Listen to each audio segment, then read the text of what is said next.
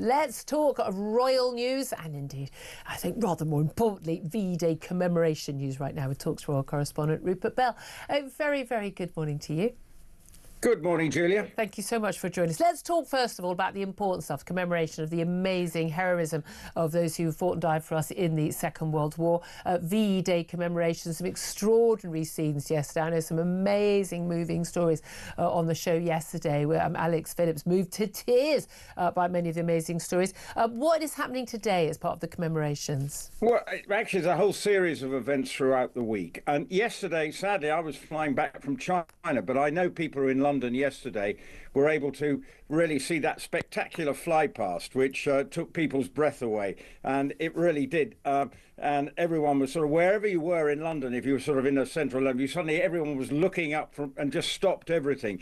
And it is very important, these whole series is commemoration service at Westminster Abbey. But if you look to the 8th, now that is actually VE Day. Yeah. This is when we really need to sort of take focus and take stock, because in essence this is the last really celebration that we can actually have people who remember it in some shape or form. And that, I think, is the key point of this whole week of VE Day celebrations. Absolutely. That we had people who were there and make sure that we as future generations remember the sacrifices that those individuals went through. Yeah.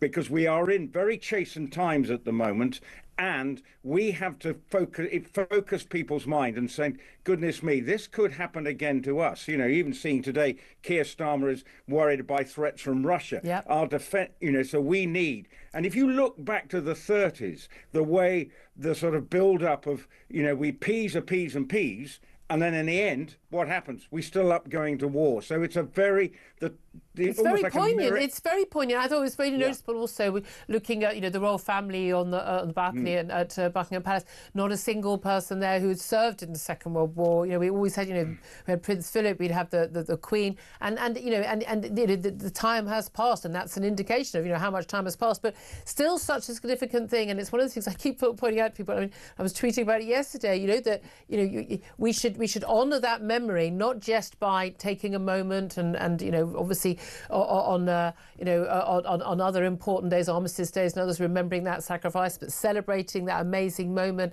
of you know, winning that war in Europe, but also crucially honouring those who died and fought and had their battle scars, mental and physical, for life, by making sure we maintain those freedoms, those values, that culture, all the things that people were fighting for back then.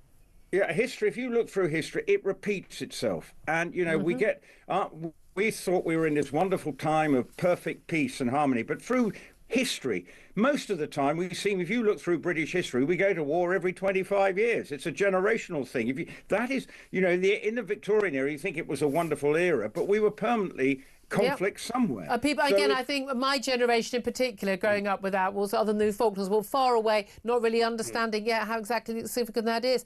Someone who's always at war, it appears, is Prince Harry. He, I think, rather ruthlessly stole an awful lot of their headlines over the weekend, which were deserved by Reform for their victory in their war in the local elections. But he lost latest court battle over his security. The one thing I actually agree with him on, I think the man needs greater security when he's in the UK. Although I think it's an excuse about not bringing the wife and kids back. I don't think Meghan will let him bring the kids back. I find it extraordinary that this is a man who says he doesn't know how much longer his father has to live, but doesn't let him see his own grandchildren, which is a bit telling. But it is his latest set of whinging. He's saying he's feeling very let down. He said he would love a reconciliation, but claimed his father won't speak to him. Of course he won't speak to him. It always ends up in a book or in a documentary. But he says he doesn't know how much longer his father has to live. And he says he has, though, forgiven his family, i.e. his brother and his father in particular. But, I mean, a lot of people are saying, look, this is just the latest ginger whinge. He's been accused by some insiders at the palace of having totally lost touch with reality. What do you say to that? I think he has lost touch with reality. I mean, on the security issue, they've always said that every time he comes here, it will be assessed. Now, if he wanted to bring his children and family, and he was going to stay in Sandringham, Windsor, Balmoral, you name it, there's enough security around there for his family to be perfectly safe. Yeah. So it's an excuse. There's no more two ways about it. in a way, what he should have done, he should have gone away with his tails between the leg after the court hearing and said, right, I'm going to stay stum for a bit. I'm going to be quiet. Yeah, he doesn't have to do that.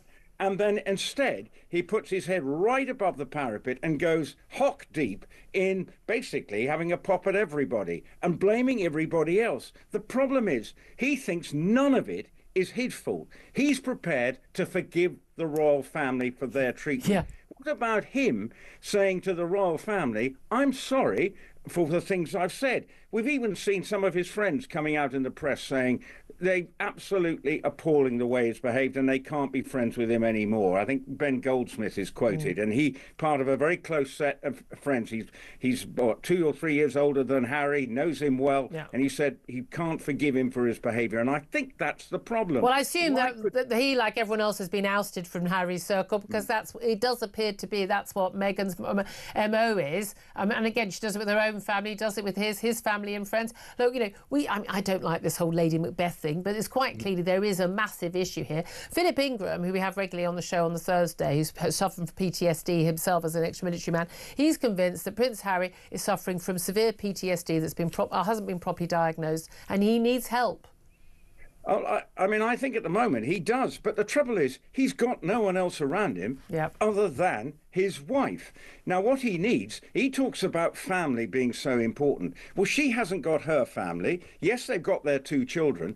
He hasn't got his family, so he's just drifting. He would need someone. If his brother or anyone said, look, come on, help here, but he's too stubborn, too ignorant, I don't know, too thick, I don't know what it is. But if he is suffering from PTSD, then he needs help. He actually needs now to let go.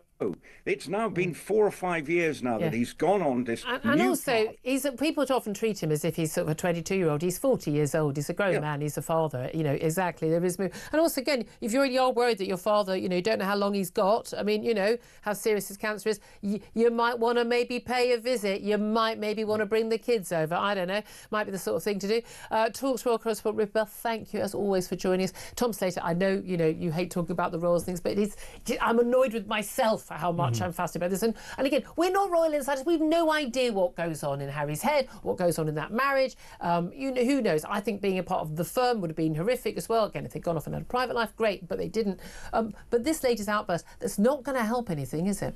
No, absolutely. And it's all just part of his victim complex, isn't it? I mean, even when he's got a point, which I agree with you, he does in this particular narrow instance. I mean, there's not many people with a bigger target on their head, given that he also quite unwisely bragged about how many, Taliban fighters he killed in his autobiography. But still, even so, because it all gets channeled through this woe is me thing, it just makes it less and less likely he's going to have this reconciliation he claims that he wants to have. You can completely understand why the members of the royal family back here don't want to speak to him, because everything they say, text messages, anything, will end up in the latest book or in the latest Netflix documentary, and it's not that complicated, is it?